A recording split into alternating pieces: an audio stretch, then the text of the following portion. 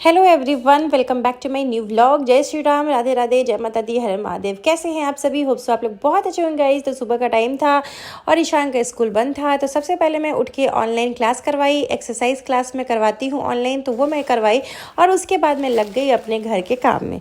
तो कल तो मेरा गैस ही ख़त्म हो गया था, वो मैं आप लोगों के साथ तो शेयर की थी कि नहीं की थी मुझे याद नहीं है।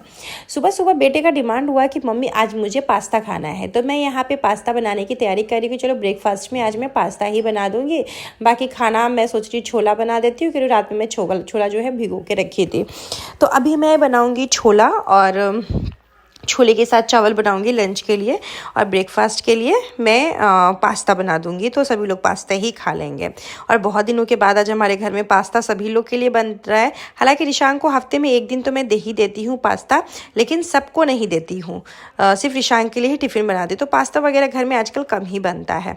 तो बस यहाँ पर मैं आ गई हूँ। सबसे पहले कुकर में जो छोला है उसको डाल देती हूँ और उसके बाद में अपना काम जो है करने लगूँगी। तो यहाँ पर सब्जी जो भी था वो मैं काटने लगी थी। फ्रिज में थोड़ा बहुत सब्जी एक्स्ट्रा भी था, तो हम लोग को तो निकलना है, मुझे पैकिंग वगैरह भी करना है गाइज। इतना सारा पैकिंग करना है। अभी तक मैं सोच के रखी थी पहले से सारा पैकिंग कर लूँगी, लेकिन मेरे साथ ना हमेशा ही यही होता है कि जो काम मैं सोचती हूँ ना वो काम मैं बिल्कुल भी नहीं कर पाती हूँ।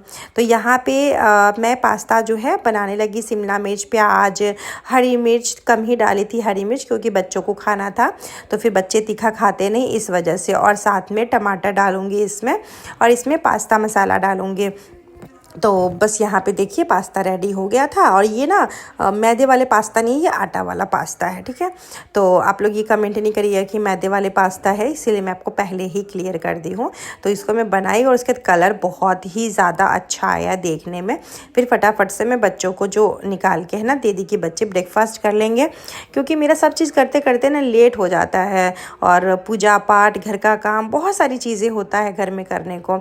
तो ये ना नया ही प्लेट मुझे आया था, मीशो से आया था मुझे, तो इसका मुझे रिव्यू भी करना था, तो मैं इसका रिव्यू भी कर दी थी। और साथ ही साथ इसको धो के मैं सोची चलो पास्ता भी इसी में सर्व कर देते। और ये देखने में बड़ा सुंदर लग रहा था। ये ना मोमोज़ वगैरह या समोसा या फिर चीला खाइए, उसमें चटनी रख दीजिए, तो बहुत क्यूट क्यूट लग रहा था बर्तन। और मुझे इस टाइप के क्यूट क्यूट बर्तन ना मुझे बहुत अच्छा लगता है। तो सबसे पहले मैं ऋषांक को दे दी थी, ऋषांक खुश हो गया था। उसके सबको मैं बोली नीचे बैठ के खाने के लिए। तो ऋषांक, लाडा और मेरी भगिनी तीनों बैठ के नीचे खा रहे थे। मेरे भगिना नहीं थे इस टाइम पे, वो मार्केट गए हुए थे, तो वो मार्केट से आएंगे, उसके बाद वो भी जो है खा लेंगे। तो यहाँ पे बच्चों का तो आप समझ ही सकते हैं कि बच्चों का कितना नखरा होता है। तो लाडा का नखरा पूरा यहाँ पे ना चल रहा था, ओवरऑल बहुत नखरा चल रहा था। ये सब करने के बाद मैं खाना वगैरह जो था सब रेडी कर दी थी। उसके बाद मैं लग गई थी झाड़ पोछ में कि नहीं सबसे पहले मैं ये सब क्लीन कर लेती हूँ, क्योंकि मैं ना मंदिर के बगल में एक छोटा सा अलमीरा बनवाई हूँ। पूरा रेडी हो जाएगा तो आप लोग को दिखाऊंगी। तो छोटा सा अलमीरा बनाई थी कि सारा सामान क्योंकि देखिए मंदिर का बहुत सामान होता है हमारे घर में, बहुत सारा। तो मंदिर का सामान ऐसे ऊपर रखना ना मुझे भी अच्छा नहीं लग रहा था। तो मैं एक छोटी सोची कि जब काम घर में चल ही रहा है तो जो बन जाएगा सो बन जाएगा। तो मैं एक छोटी सी अलमारी जो है बना रही थी, जिसमें पूजा का सारा सामान आराम से आ जाएगा। तो वही बना ना, तो वही लगा है, तो उसी वजह से डस्ट जो है ना काफ़ी ज़्यादा हो गया था। और अभी पता है जब मेरे घर का पूरा काम जो हो जाएगा ना, ख़त्म हो जाएगा ना, तब मैं पूरा ये सोफ़ा का ना डीप क्लीनिंग करवाऊंगी, क्योंकि इतना ज़्यादा डस्ट इस सोफ़े पे हो गया है कि मैं आपसे क्या ही तो बस अभी मैं आ गई थी अपने बेडरूम में और लग गई थी काम करने में कि सबसे पहले मैं ये बेडशीट वगैरह फोल्ड वगैरह कर देती हूँ। और मैं बस यही सोच रही थी कि मैं जल्दी से नहा लूँ, नहा के मैं पूजा पाठ कर लूँगी। उसके बाद फिर मैं आराम से पैकिंग वगैरह जो है करूँगी, क्योंकि सबका पैकिंग हमको ही करना पड़ता है। मतलब हस्बैंड को मैं बोली भी कम से कम बच्चों का पैकिंग आप कर लीजिएगा, मैं कपड़े निकाल के दे दूँगी, लेकिन वो बोले कि नहीं पैकिंग तो तुमको ही करना पड़ेगा। तो फिर सारा पैकिंग मुझे ही करना पड़ता है। मतलब मुझे अपना भी पैकिंग करना है, अपने भगिना भगिनी का भी, अपने बेटे का भी दोनों, और अपने पतिदेव का भी। तो मैं लग गई थी यहाँ पे कि पहले यार ये सब साफ़ सुथरा कर लो, क्योंकि घर गंदा और मैसी पड़ा रहता है ना, फिर ना कुछ भी करने का ना बिल्कुल भी मन नहीं करता है। तो सबसे सबसे पहले ये साफ़ सुथरा सारी चीज़ें मैं कर ली थी, ये सबको फोल्ड वगैरह करके रख दी थी। और लाडा का जो रूम है ना, वार्डरोब उसका रेडी हो चुका है, तो मैं आप लोग के साथ दिखाऊंगी वार्डरोब। इतना सुंदर लाडा का वार्डरोब बना है, मतलब मेरे दोनों बच्चों का एक ही बेडरूम है फ़िलहाल तो वो बेडरूम ना बड़ा भी है बेडरूम, क्योंकि 2 बच्चों का था इसलिए मैंने बड़ा बनवाया था। तो मैं दिखाऊंगी आपको, इतना सुंदर मैंने वार्डरोब बनवाया है ना इन दोनों का कि आप लोग भी देख के खुश हो जाओगे। पर उसको देखने के लिए आपको भी समय चाहिए, मैं अभी नहीं दिखा पाऊँगी आप लोगों को। जब मैं जहाँ जाने वाली हूँ वहाँ से आऊँगी उसके बाद ही मैं आप लोग को दिखाऊंगी। और यहाँ पे लाडा की पूरी बदमाशी चल रही थी, और यहाँ देख सकते हैं मेरा चश्मा तोड़ा था, मैं उसको एक थप्पड़ खींच के लगाई हूँ। उसके बाद मैं आ गई थी नहा धो के मैंने ये वाला सूट पहना था। और गाइस पता है, जब आपका वेट कम होता है ना, और जब कोई भी कपड़े आपको फिट आता है ना और देखने में अच्छा लगता है, ये सूट मुझे पहले भी आता था, ऐसा नहीं कि नहीं आता था, पर पूरी बॉडी में ऐसे चिपका सा रहता था और पेट पे ऊंचा रहता था। लेकिन आज के डेट में मुझे ये बहुत ही अच्छा फिट आ रहा है, तो मुझे देख के ना सच बताऊं बहुत ज़्यादा अच्छा लग रहा था। उसके बाद सबसे पहले अपना स्किन केयर तो भाई मुझे करना है। ये सनस्क्रीन मैं डॉट एंड की का लगाती हूँ, तो सबसे पहले डॉट एंड की का सनस्क्रीन लगाई थी। उसके बाद फेसेस कनाडा का एक क्रीम आता है वो मैं लगाई थी। तो ये सब कुछ का मैं लिंक आप लोग के साथ में शेयर कर दूँगी। और बस जल्दी जल्दी से रेडी हो जाएंगे, रेडी होके बाल वगैरह ठीक कर लेंगे। और मैंने आज हेयर वॉश इसीलिए कर लिया था क्योंकि कल थर्सडे है और कल मुझे सुबह सुबह निकलना भी होगा, तो थर्सडे के दिन तो मैं बाल धो ही नहीं सकती हूँ। इसीलिए मैं ना क्या कि आज ही बाल धो ली। मैंने कहा थर्सडे को नहीं धो सकते, फिर फ्राइडे को मैं वहाँ पे रहूँगी तो वहीं धोऊँगी, देखती हूँ क्या वहाँ धोना होगा तो होगा, नहीं हुआ तो आज तो धो ही ली हूँ मैं। तो बस अभी मैं जल्दी जल्दी से यहाँ पे इसमें ना बाल मेरा पूरा फंसा हुआ था, तो मैं विंडो से फेंक दी थी। और अभी मैं अच्छे से हेयर वगैरह को ठीक कर लूँगी और उसका सबसे पहले पूजा करूँगी। और पता है इस टाइम ना मेरे पेट में ना इतना चूहे कूद रहे थे ना, मतलब इतना तेज़ भूख लग रहा था मेरे को, लेकिन मुझे था कि नहीं पहले मैं पूजा पाठ करूँगी उसके बाद ही खाऊँगी। तो मैं आ गई थी मंदिर में, सबसे पहले पूजा पाठ जो है वो की। उसके बाद मैं जल्दी से ब्रेकफास्ट की क्योंकि मेरे को बहुत तेज़ भूख लग गया था। क्यों कभी कभी ना लेट हो जाता है ना, और मैं रात को डिनर बहुत जल्दी कर लेती हूँ, 6 से 7 के बीच में कर लेती हूँ। तो इस वजह से ना मैं ना जल्दी जल्दी से, मतलब इतना भूख लग गया था मेरे को, तो मैं सोची नहीं पहले पूजा कर लेती हूँ उसके बाद खाना पीना करूँ। तो ब्रेकफास्ट करके लंच भी कर ली थी। लंच करके फिर मैं लग गई थी अपने इस काम में कि नहीं बाबा मुझे अभी पैकिंग जो है ऑलमोस्ट कंप्लीट कर ही लेना है। तो मैं यहाँ पे जितनी भी साड़ी थे ना मेरा, तो उससे मैं बैंगल्स देख देख के सेट लगा रही थी रखने के लिए। और मुझे इतना अच्छा लग रहा था ना गाइस, क्योंकि इतने दिन से मैं सोच रही थी कि मुझे ये करवाना है और आज फाइनली आज मैं मतलब रेडी हो रही हूँ जहाँ मुझे जाना है। और पता है जब मैं आप लोग को बताऊँगी ना कि मैं कहाँ जा रही हूँ, तो आप लोग भी बहुत ज़्यादा हैप्पी होइएगा। तो मुझे तो बहुत इंटरेस्ट आ रहा है और मैं तो इतनी एक्साइटेड हूँ ना वहाँ जाने के लिए, क्योंकि मैं बहुत टाइम से सोच रही थी जाने का, लेकिन फिर जाने का प्लान नहीं बन पा रहा था।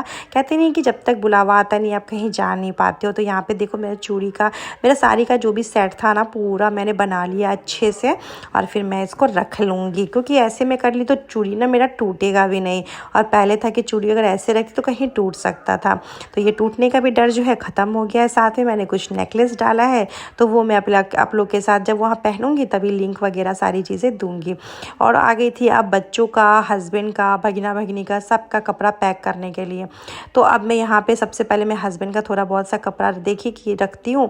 सबसे पहले मैं सोची कि अपनी भगिनी का कपड़ा जो है वो पैक कर लेती हूँ, क्योंकि पता है मतलब लड़कियों का कपड़ा थोड़ा सा ज़्यादा होता है और सोच समझ के रखना पड़ता है। और मैं अपनी भगिनी का जितना भी कपड़ा है ना सब मीशो और फ्लिपकार्ट से ऑर्डर करके मंगाई थी उनके लिए।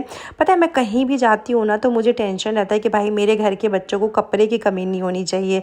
तो जैसे मेरे ससुर जी जा रहे तो मैं उनके लिए भी शॉपिंग की हूँ, मेरे भगिना के लिए भी शॉपिंग की हूँ, भगिनी के लिए की हूँ, बेटे के लिए की हूँ, हस्बैंड के लिए की हूँ। और मेरा क्या है, मेरे को तो आ ही जाता है कॉलर वगैरह में कपड़े, तो मैं अपने लिए नहीं की हूँ, लेकिन बाकी मैं सबके लिए की हूँ।